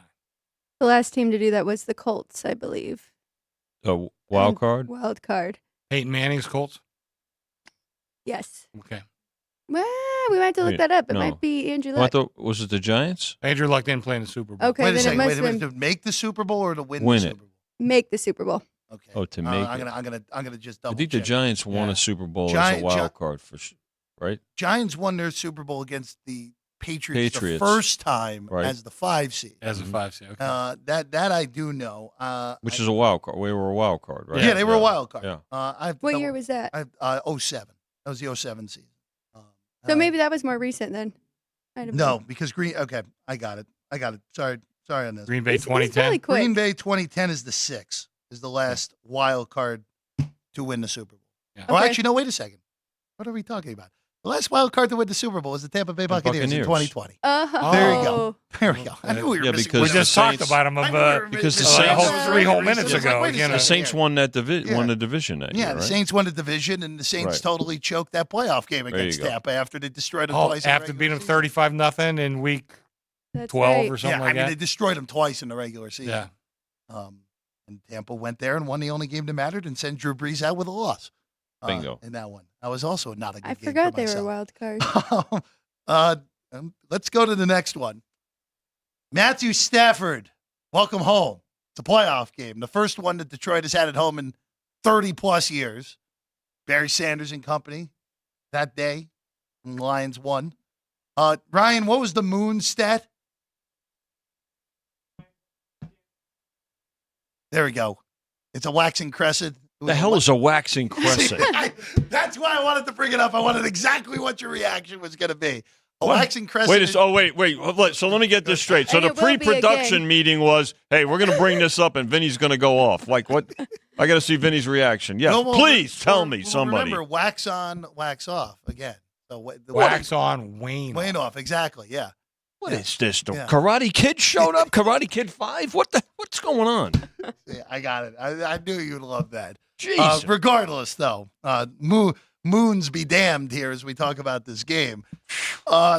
Chris, you're 3. Lions, of course. Man, Dan Campbell, it looks like he's going to get away with it with Sam Laporta. It looks like he's going to play, but that It's really not going to be 100%. Yeah, it looked like it was going to be an injury that possibly could have knocked him out for the whole postseason by the looks of it, but he's going to play. As Vinny said, won't be 100%. Some other injuries that are hanging around as well for the Lions. The Rams didn't play their guys last week. They might have gotten Carson Wentz another contract with someone, with the way he played. But, Chris, to me, this is the most fascinating game of the weekend. Because everything in my brain screams take the underdog outright. But this is going to be an unbelievable home field advantage there for Detroit in this game. Well, I think the advantage isn't so much going to be home and road. I think here's going to be the thing. Can the Rams stop Detroit on the ground? Bingo. Can Detroit stop the Rams in the air? And I don't know what the hell's going to happen. I really don't. When I first made my numbers, I kind of liked Detroit. As I looked more closely, I don't like them nearly so much. Matter of fact, I think 3 is a really good number. I've been at 3.5. They've taken the 3.5. They laid back the 3, but not quite so much, evidently, because I'm still at 3. I think this is going to be a great game. And I was asked on the previous show, is this going to be the biggest bet game of the weekend? And considering where it is, I think it probably is going to be. Besides all the drama, you got a total of, what are we looking at, 51, 52. That right there is going to, I think, inspire a lot of play. I think this is going to be a terrific game. I have no idea who I'm going to need. I shouldn't say that. I think I'm going to need Detroit. But I don't really like anybody, and I'll probably need Detroit, and I guess I'm going to be fine with that. Why not? We won't need Detroit by 3. We will not need that. No matter what phase the moon is in, I can assure you that we Did won't. you guys do any work on that? We won't. A waxing, waning 3? What was it? It was a waxing crescent, right? A waxing, not a waning gibbous, correct? Who my told? God. Where did you find that? Where did But you Someone tweeted it. I saw it on Twitter multiple times, and Ryan. Well, then it must be gospel. Well, no, clearly, look, if it was once on it's Twitter, it's I a mean, fact, you know that, geez, right? okay. But You should have said that right from the important beginning. Now I understand. What? The important thing is that it is going to be a waxing crescent. So that's what they're saying is the last time they won a playoff game, that was the moon, and now it's going to be again. Yeah, and George Plimpton there was you really go. the quarterback I mean- too. I'm sure, but Who was even the quarterback on that team when they won their last playoff game? I don't know. Milt Plum. Who? Check it out. Milt Plum. Milt Plum. I believe Chrissy on that. What year? It was in the 90s. Okay, that's not. No, I was Then gonna it wasn't say, Milt Plum. They won the They won the championship. championship. They won the Plum. championship. in the with 90s. I want to say Greg Landry. All right, let's see. Detroit, when they made the playoffs and won a playoff game, this was the 1990. Where is this here? Is it late now? It was 1991. Hang on, Kramer, Tommy Kramer. Tommy Kramer you're talking about when they won the title, or Well, Milt Plum won the title. You were talking close. about when he You went were in the clo- You were playoffs? close. You got the last name right. It was Eric Kramer. Eric Kramer. Kramer. Yeah. Who was Tommy Kramer? I have no idea. I think Tommy Kramer went to high school with that. I was going to say, Tommy he Kramer- owes you money. No, Tommy Kramer did play in the NFL from 1977 to 1990 with the Minnesota Vikings. Oh, another quarterback. Yeah. Okay, Eric Kramer. You got the last name and the area of the country All right. right. You're pretty close. Let me try to make some sanity out of this. No more moon point. talk. No more low tide, high tide. Unless we're going to talk about Check out Milt Plum, though, unless for we're the going to talk championship. about Warren Moon. All right, but I will tell you that no, in all seriousness, no Lions by 3. This is probably in listening to the bettors and the way they're betting these games this weekend, not just this game. I think there's the most confidence in any dog this weekend is the Rams. I would say. Yeah. Oh, yeah. Yeah. But if you Yeah, without listen to what people are saying, and we listen, we're talking. I mean, people come up and there's a little bit of banter and things like that. And when you sit down and you talk to respected opinions as well, I think there are as far as a dog winning outright, this is the one. And let's remember that the Texans are a home dog this week in a similar situation, right? It's 2.5. You've got this game right around a field goal, so this is the dog that folks have the most faith in. Before we get your thoughts, Yes. we have to tie up some loose ends here because we kind of went off the rails. He's not going to let it go. No. He's not because gonna let it go. By the way, excuse me, are you looking this information up on Twitter? Because this is not. okay. We're done with the moons. Okay. We're done with the moons. Thank Milt God. Plum was the quarterback with the Lions in the early '60s. He was actually not the quarterback when they won their last NFL title, Okay. which was 1957. Beat the Cleveland Browns that day. And Tobin Rote was the quarterback Tobin for Rote. the Oh, Detroit man. Lions. I remember Tobin Rote. I hate to tell you. Remember Tobin Rote. It was the quarterback matchup that day was Tobin Rote against Otto Tommy O'Connell. Lou Groza. Actual field goal. Luke, to forget kicking. Lou Groza also played left tackle that day for the Cleveland Browns. Oh yeah, I was like all those guys. He might have drove the team bus Yeah. too. Lou the Toe Groza. I figured when you have the best kicker in America for college football named after you, got to be pretty good at that. Didn't he kick the winning? Did he kick the winner in the '63 game again? When that was the last time the Browns won the title. 64. 64. They beat the Baltimore Colts 27-0. There you go. See what happens when we bring up moons. See what happens. We end up with Milt Plum and Tobin Rote. and Tobin Wow. Rote.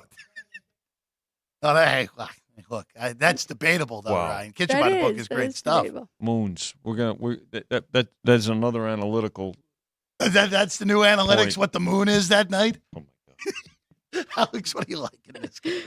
Listen, I agree with everything you guys said. So this game is very tough. Early in the week, I like the Lions. I did make them 4.5-point favorite in this one. But the more I look at it, and like you said, my brain is saying take the points with the Rams here in McVay, and you have Matthew Stafford. I think I want to see the Lions win. I want Jared Goff to get this win, especially with that trade and him proving himself here. But I can't get there. I haven't got there yet. I do like the over, though, and that goes to your point of I think the Lions will be able to move the ball, especially on the ground with Gibbs and Montgomery, and I don't think Stafford and company will have a problem moving it the other way. Both of these defenses are so similar and average, I could say. They're just right in the middle of every metric compared to the league. So I do like the over. It's a very high one, but I think we're going to get a high-scoring game here.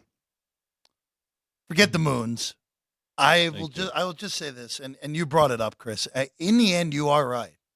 Can the Rams stop the Detroit run game, or at least slow it down, or we'll go the other way, where Aaron Glenn's defense has had a whole boatload of struggles the last 2 months of the year, and they've had a lot of problems. Yeah, they've forced turnovers, but they've had a lot of problems stopping the pass the last 2 months.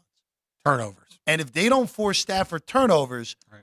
that's the path to the Rams winning this game outright. Stafford has a game where he goes out 3 touchdowns, no turnovers.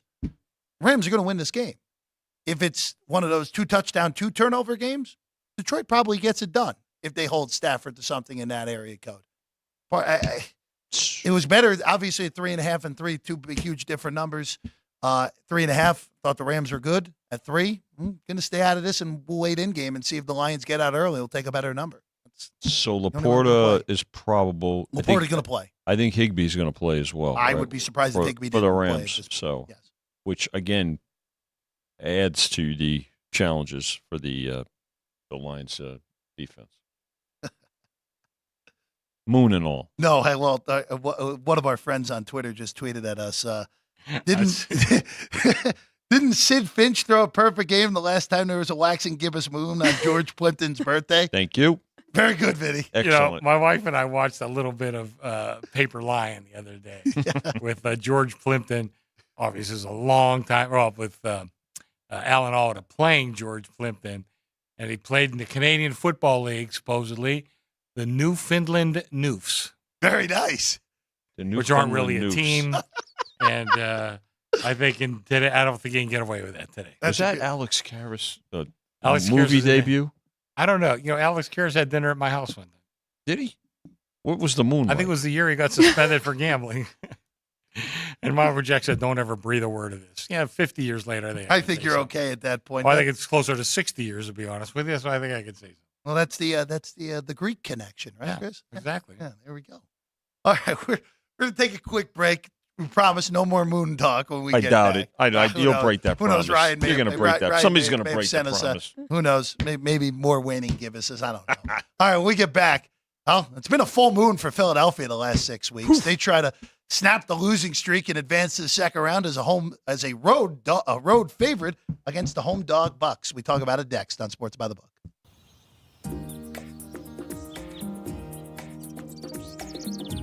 South Point is also proud to provide a variety of relaxing amenities for the guests who want to be pampered.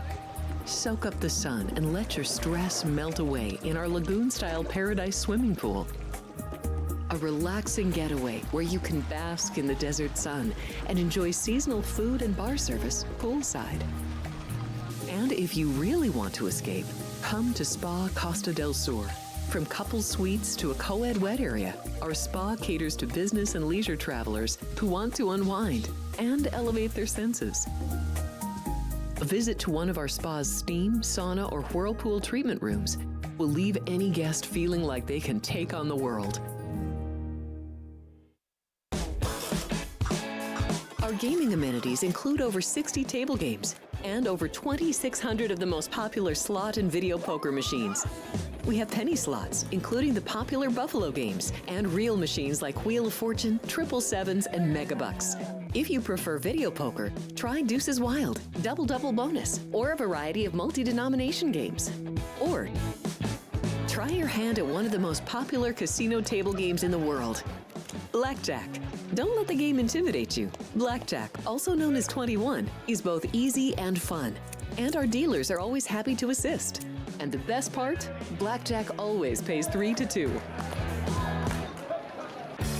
Next, check out the roulette tables. Roulette is one of the easiest casino games to learn, and so much fun to play. It's a favorite of both beginners and seasoned players. In addition to blackjack and roulette, our casino pit features over 60 popular table games like Baccarat, Pai-Gow Poker, 3-Card Poker, Ultimate Texas Hold'em, and Mississippi Stud. So get out of your room and come join in the fun.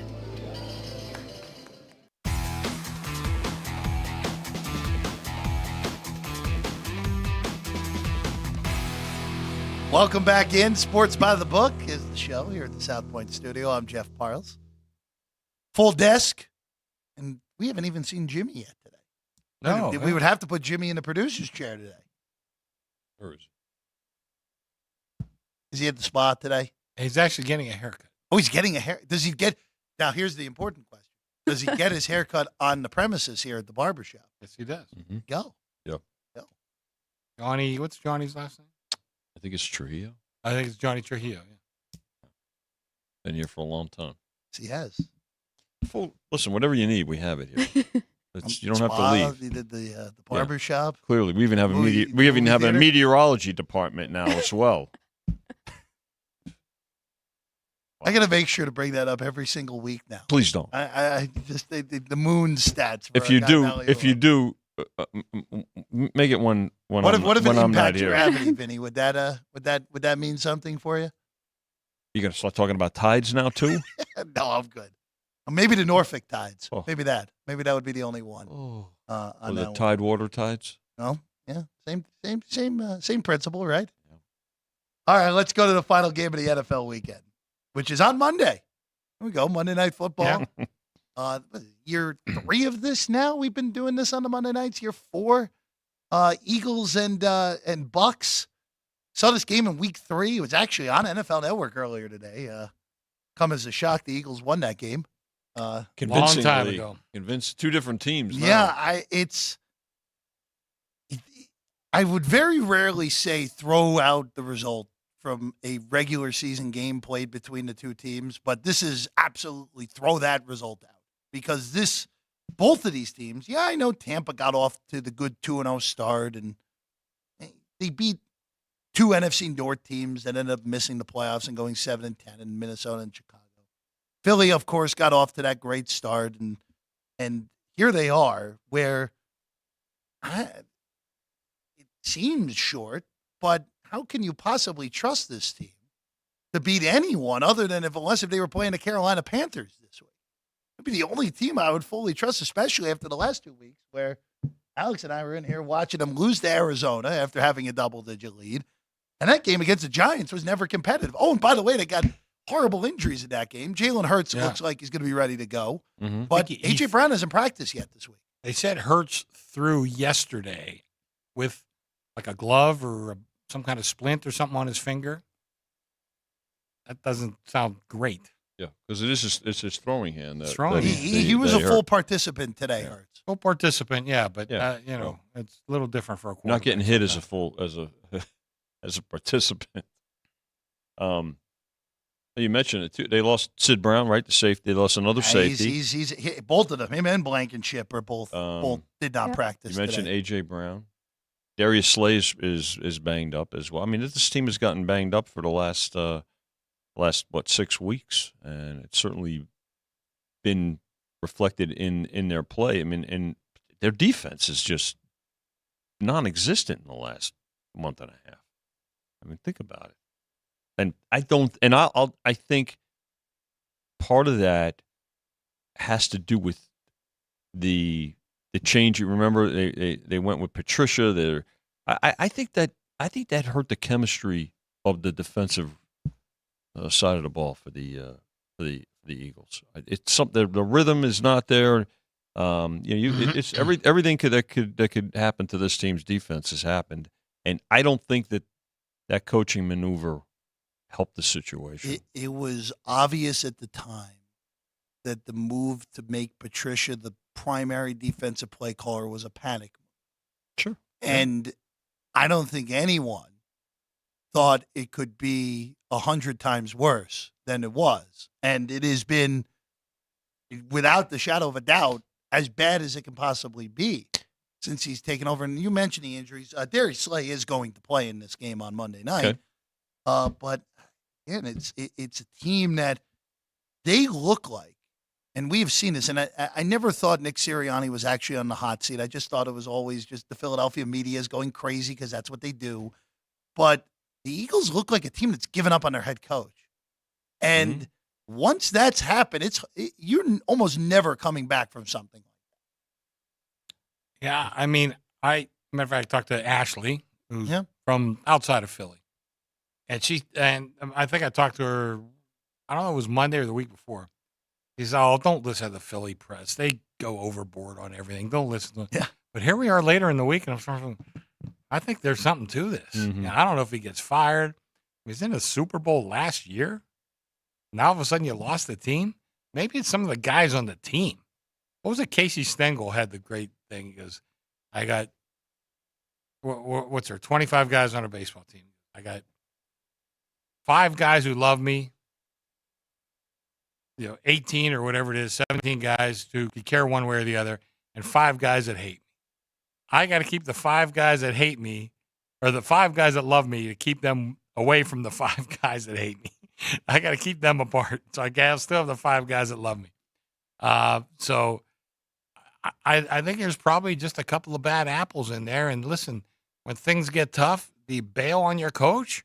The guy's been a good coach. In the Super Bowl last year. I mean, come on, man. I mean, how about sucking it up a little bit and playing hard? And if it's not for your coach, how about playing hard for the guy standing right next to you in line? Yeah. I don't know. I hate to blame a coach for a situation like that. I don't see it going south all of a sudden without some blame being placed on some players. Some chemistry issues for sure. Yeah, for whatever reasons. But yeah, I mean, and then you have the Buccaneers who have really turned things around with a warrior quarterback in Baker Mayfield and some veterans. Let's remember there's still a lot of veterans on this team on both sides of the ball that won the Super Bowl a few years ago.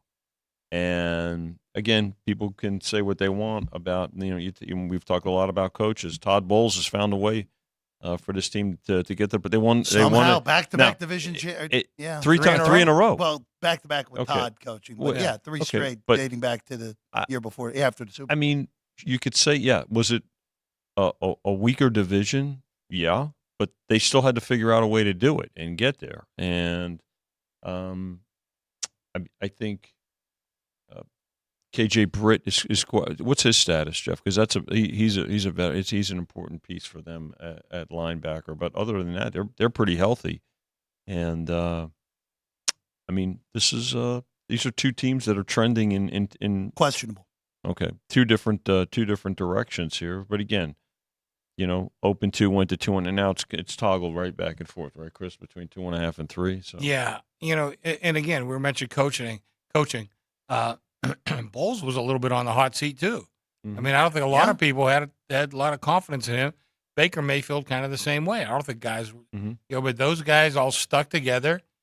I agree with Vinny. Well, Baker's a bit of a warrior. Yeah. I kind of like this kid. I really do. And I don't think he's a great quarterback, but I think he's a tough kid. And I find myself rooting for him a lot. And Todd Bowles, like I said, he was on the hot seat a little bit. I don't think guys were so confident in him. But here he is in the playoffs again. I'll tell you, I wouldn't be surprised they win this playoff game. I really wouldn't. Yeah. Jeff and I kind of talked about it yesterday.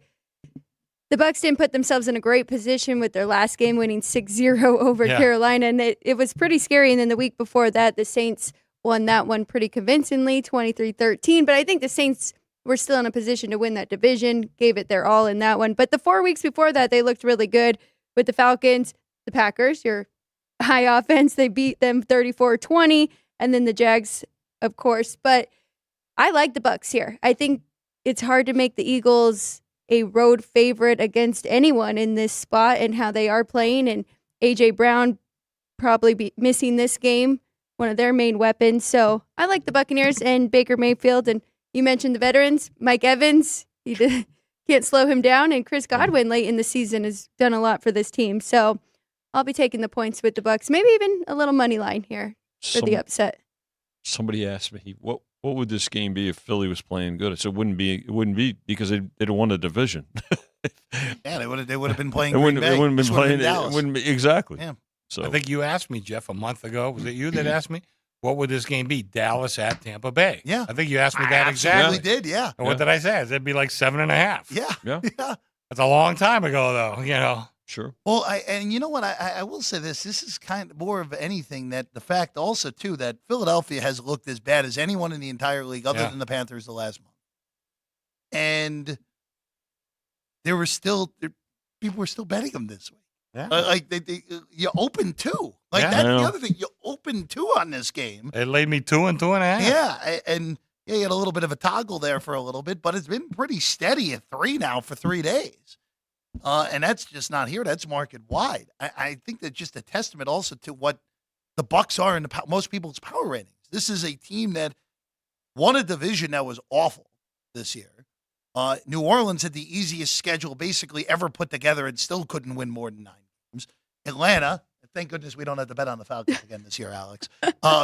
I mean, Atlanta, if they had even an average quarterback, would have won 11 games this year with the amount of talent they had and all those ridiculous losses to horrible teams that they had on the ledger. But look, It's all about the opportunity and taking advantage of a crappy division. And here you are with an opportunity at a home game and a chance to win. And for Baker Mayfield, a guy who last year had to go to the Rams to even make sure he was still going to be in the league this year. Sure. Forget be a starter, to make sure he was even in the league. McVay did good things for him for a month, and here Baker Mayfield is. And I'm with you, Alex. If the only thing I'd consider in this game would be taking a money line on Tampa. I wouldn't consider anything else in this game.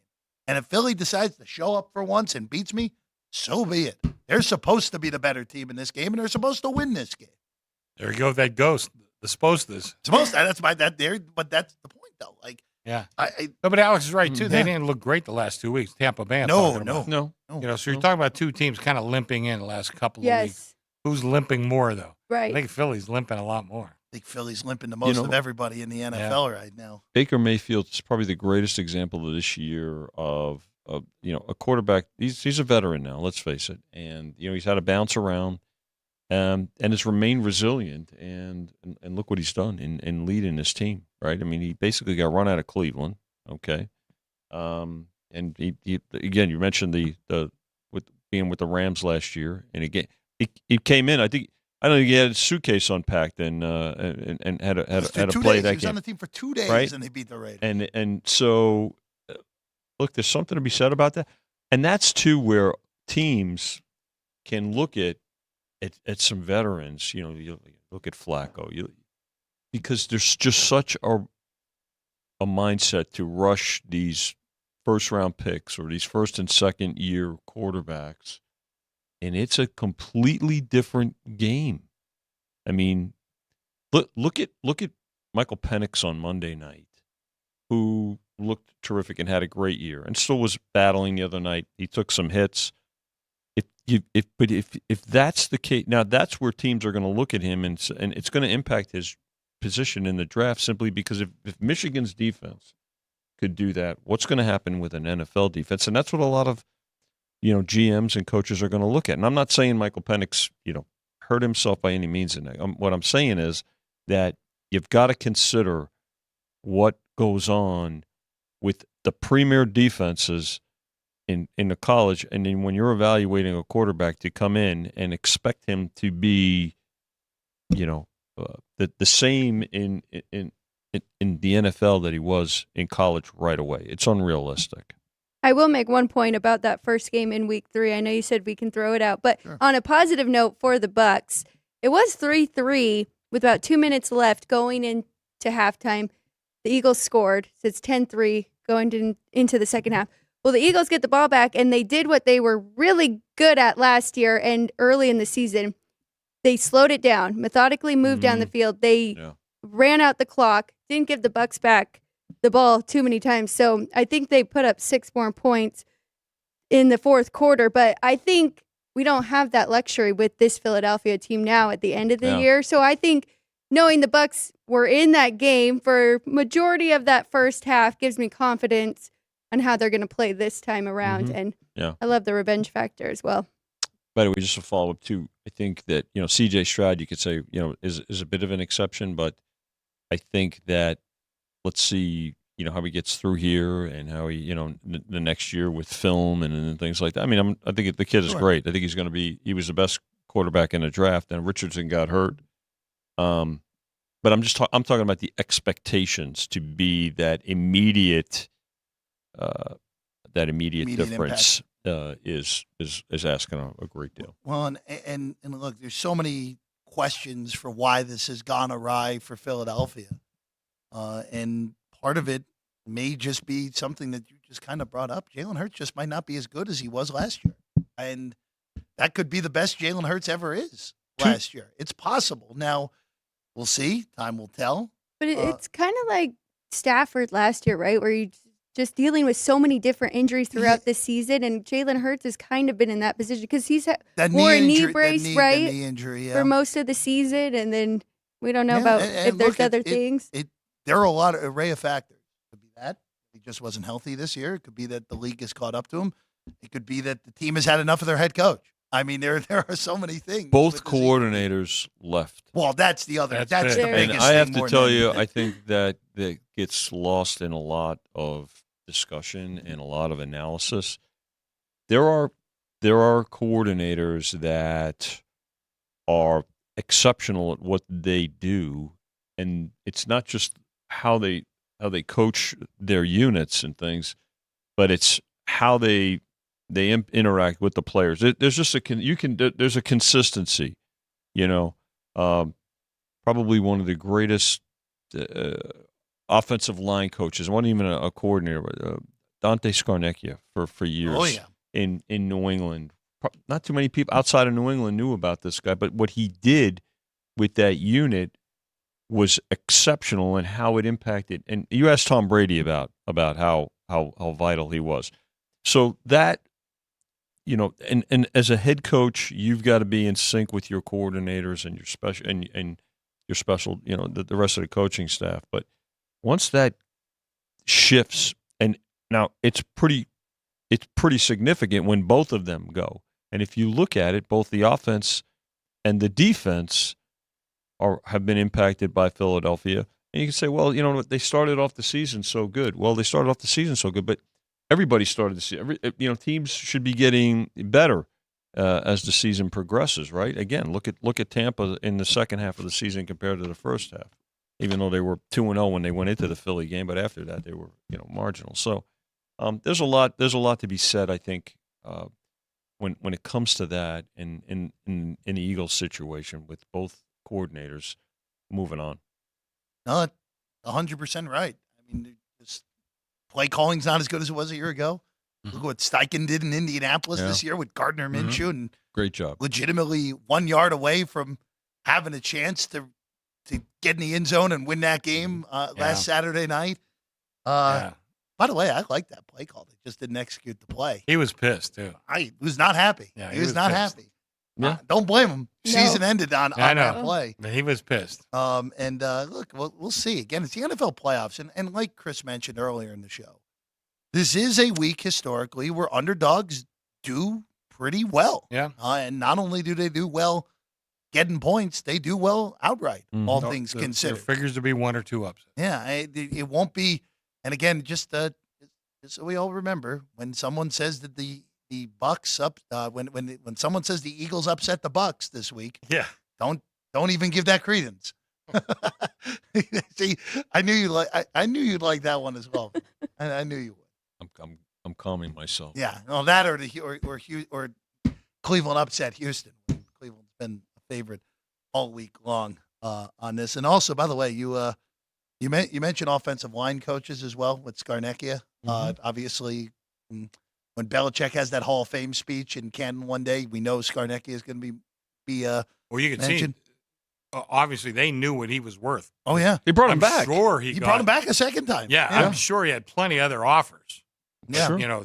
They were paying this guy big time Yeah. money because they knew how important he was. But he retired, Yeah. right? And then he They came brought him back. Brought I him mean, back. that tells you that's a lot. I mean, that's critical. Yeah, So. Scarnecchia retired and then came back. Scarnecchia was the O-line coach from 99 through 2013. Okay, Retired for 3 years, and then they brought him back there you go. for 16 through 19. Here you go.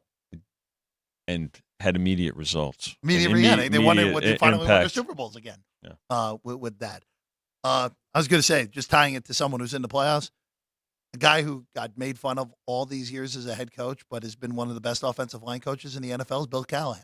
Yeah. Why do you think the Browns There are you go. still here? Cleveland, yeah. There Yeah, you go. they've had as many injuries as And- anyone, and that line has been great all year. And some people are cut out for those kinds of roles for a variety of reasons, right? Norv Turner, Chrissy, for Great forever. coordinator. I mean, so, and there's nothing wrong with it. I mean, they're critical, and Nothing wrong with it. but- You're making a couple million for, a year. for the head coach to know that, and to, one of the toughest challenges for a head coach is to put together the team of coaches, because out of that will come the rest of the team and the success or failure of the team. So that's one of the most critical aspects of it. So But I think that's coming into play here, particularly now at this time of year for Philadelphia. Clearly, the staff is not in sync, especially with the appointment,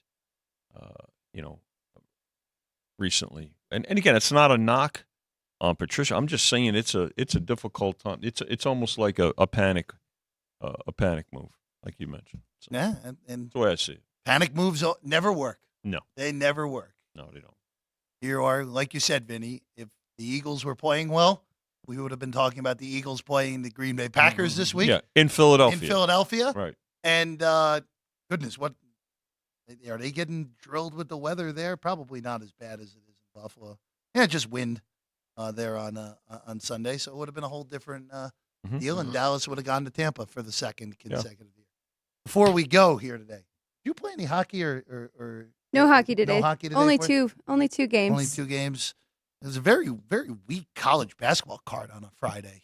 I was hoping for some better games. Probably the best game. What is Indiana? Well, Indiana's Against up Minnesota? 15 early on Minnesota tonight, so the Hoosiers finally look like they may have put it together. Nebraska, Iowa, and then Interesting.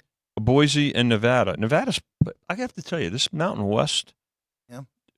This conference is good. They're gonna be some dangerous teams. I think they're gonna get at least 4 teams in the. I know it's early, but I think they could get 4 teams into Not for the the tournament, Wolfpack. and they're going to be a dangerous out, whoever they are. San Diego State, Utah State, Colorado State, even with the 1 and 2 starting And conference, and Nevada. Nevada or New Mexico, depending on how they get through. New Mexico's got to You know, show me something. yeah, no, they do. But it's a terrific conference. It really is. I mean, in college basketball, I think I'm going to go check out Utah State and the Rebels tomorrow. It's noon. Yes. Thomas and Mack tomorrow. And San Diego State, who was in the national title game a year ago and looks maybe not quite as good as they were a year ago, but still pretty darn good. Legitimately taken to the buzzer the other night by the projected last place team in San Jose State. By the way, they Just lost. shows the depth of that league. Yeah, and the depth of that team because they lost Johnson. Johnson was a starter for them, Yep. and he's now He's in Arizona. Yep. So, no, it's good conference. Keep an eye on that conference as we get closer to the big dance. We will roughly have 60 college basketball games to go through on the show tomorrow morning. You ready for that? I'm ready. Yeah, it'll be Alex White and I at 8:30 tomorrow morning. Of course, Race Day Las Vegas will get your day going here on the page here at the studio. Ralph Sirocco and his cast of thousands getting you on the air at 7 a.m., getting you ready for all the horse racing across the country, 7 to 8. Alex and I tomorrow, 8:30 to 10. Get you ready with our final thoughts of Wild Card Saturday and all those college hoops games tomorrow, and also a few NBA games that are big tomorrow night as well. NBA card, as always, for me, very difficult to figure. Biggest game on the board tonight, Sixers and Kings. They pick 'em right now with Joel Embiid looking like he's not going to go tonight for Philadelphia. By the way, we talked about Nevada. I talked about Nevada. They're looking for a sellout tonight. They're playing Boise. Yeah. Big game tonight. They are, where are they? 6.5. 6.5 point favorite. 6.5 tonight against Boise. Boise coming off beating the Rams of Colorado State. Oh, yeah. Tuesday. I think it's an FS1 game tonight, too. Yep, definitely is. Talk about home court. Home court in college basketball means a lot more than home court in the NBA. Oh, yeah. But that conference really an example of it. Well, especially when you get some of those teams that aren't quite used to the elevation going to the likes of Laramie and Fort Collins. And I heard Colorado Tarkanian say, don't worry about it. The games are played inside. On that note, Went pretty good for him. that was good. True story. That was good. True story. The UNLV was going to Wyoming. He says, boys, don't worry about it. The games are inside. True story. That's such a good line. Ask your dad. I will. So good. Oh, that's all the time we have here today. This has been a lot of fun as always. We're back tomorrow, 8:30 in the morning. Alex and I get you ready for a full slate of college hoops and Wild Card Saturday in the NFL. For Chris Andrews, for Vinny Magliulo, Alex White. Good job by the crew. And Jerry, Ryan, Sean. I'm Jeff Parles. We'll see you tomorrow. Sports by the Book, South Point Studio.